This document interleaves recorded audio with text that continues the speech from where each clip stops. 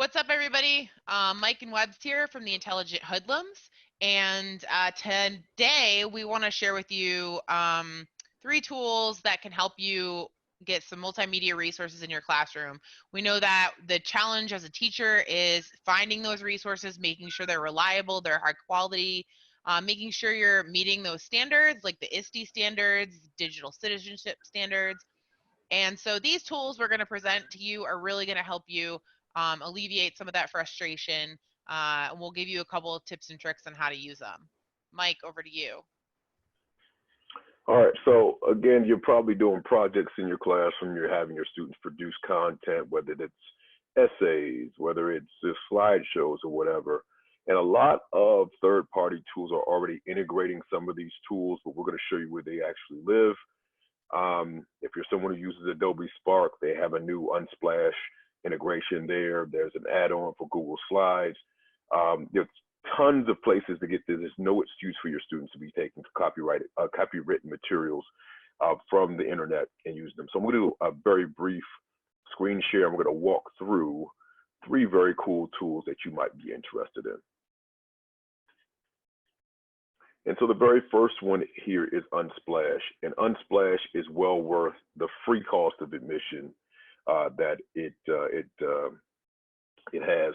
Tons of pictures, millions of pictures, high quality 4K photographs that you should attribute to the photographers, but you don't have to. So there's a choice that you have there. Go ahead, Webbs. I have to say, one of the things I love about Unsplash is that it pops up after you download the image that you want. It pops up with a little box so that for attribution, all you have to do is hit the copy button and it'll copy for you in the right format with the artist's name and everything. All you have to do is put it in some small font in the corner of your slide or your Spark post or whatever, however you're using it.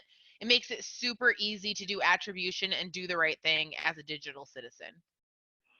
And as you can see, there's tons of different categories and whatnot. But the coolest thing I do in my classroom is have kids submit photos as well. So we're taking something from Unsplash, having them go outside, use their iPads, and take some pictures of our campus and upload those as well. Makes them feel like accomplished. Are they the greatest photographs in the world? Probably not, but gives them that feeling of being published.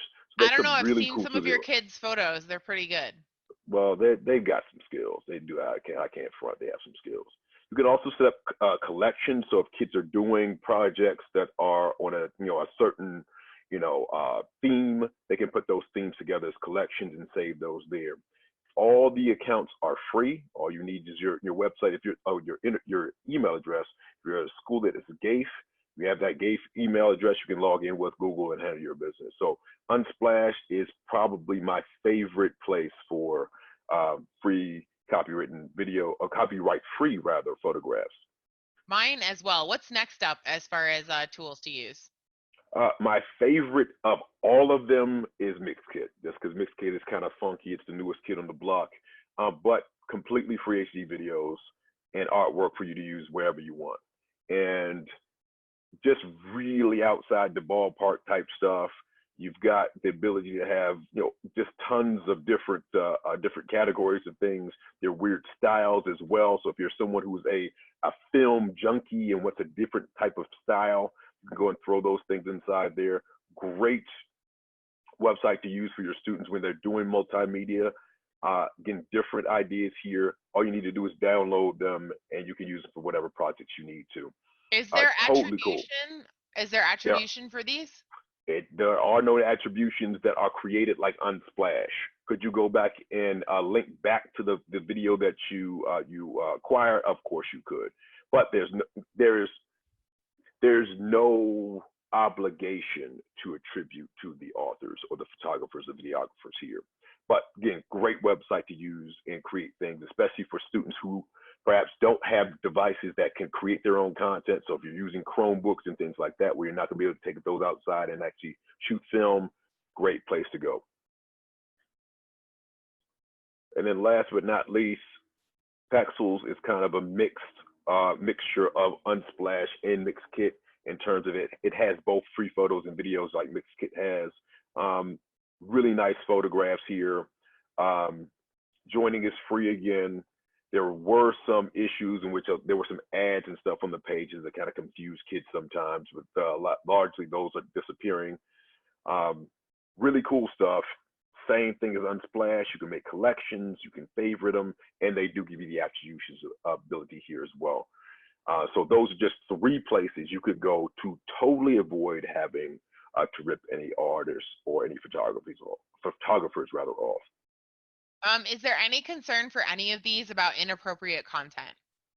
So there will be, depending on what kids search, there could be bikinis, for example. There might be a bikini here or there.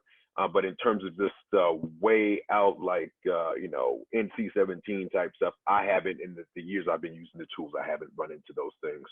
I have, however, had the kids say, "Oh, Mr. Lang, she's in a bikini." You're like, "Hey, kid, it's a swimsuit. What am I supposed to do?" But beyond that, I think you're relatively safe. They do a very, especially on Unsplash, because it's been integrated in so many places now. I think that people are very aware of keeping the content at least PG. Solid. So those 3 tools, definitely ones to use in order to avoid that copyright situation. As digital citizens and as teachers of digital citizens, we need to be very mindful of that. And that's not to limit only students using those resources. As a teacher, you can use those resources as well to, when you're building your websites, when you're building your slide decks and whatnot. Those are places you can go to do things. We're going to have a link at the end of this video that's going to have some ideas for lessons that you might want to do, as well as some other tools that you might want to get down with in terms of utilizing multimedia in your classroom. I think too, it's so important, and it's so tempting as a teacher to like take shortcuts and just grab something that's copyrighted and use it because, oh, nobody will know. But I think it's so important, even when no one is watching, to make sure that you're setting a good example for your students by just getting into the habit of using resources like that, so you don't have to worry about copyright issues. That was a difficult change for me to make the more that I learned about copyright. But once I got used to using tools like Unsplash, it made it really easy. There's such high quality images there. There's no reason why you would really need to go anywhere else.